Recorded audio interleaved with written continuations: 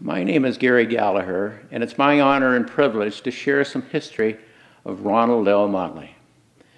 I first met Ron in 1978 when I filed the first mesothelioma case that arose out of Pearl Harbor Naval Shipyard.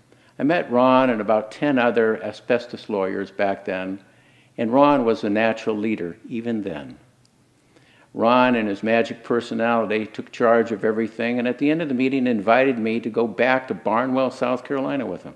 And he would share every single thing he had in his asbestos litigation library. And he opened up his entire collection to me, which contained 5 file cabinets. Well, I was there. I learned everything I could at that point in time and started working with Ron. But before I left, I had the pleasure of meeting Ron's senior partner, Mr. Solomon Blott.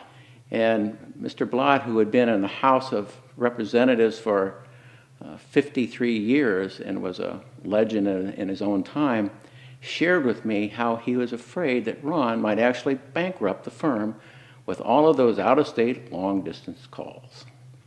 Well, needless to say, Ron surmounted that and many other struggles. Along the way, Ron became an extremely formidable litigator. It was my pleasure to work with him in those early days, taking depositions all over the United States. During one of those deposition trips, I was separated from Ron, and this is probably in the early 80s, and I got a call from another lawyer saying that the plant manager for Johns Manville we were going to depose had passed away.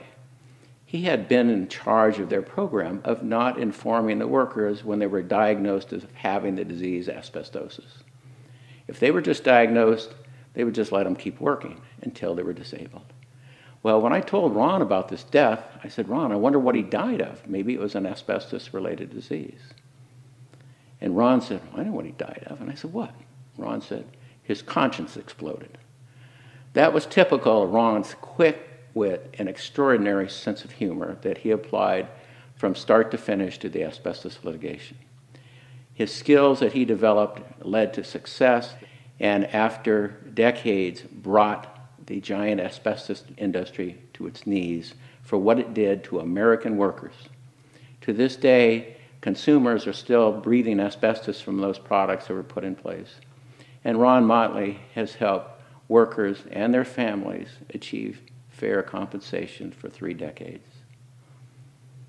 He took those skills and translated those to an industry that had been unassailable, was beyond any attack beforehand.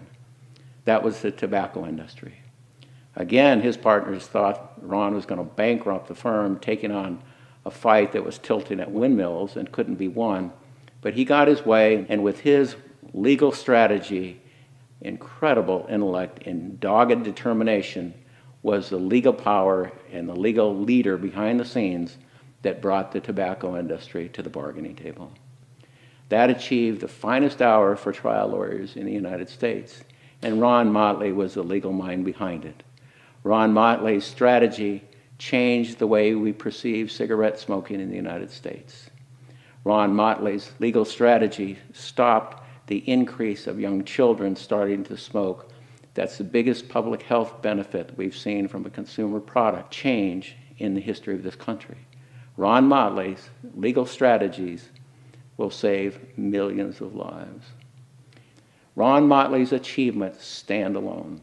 No other trial lawyer in the history of the United States has achieved such profound effect because of litigation. Ron has had an incredible career. I have been very fortunate to work with Ron professionally and consider him my best friend for over 3 decades.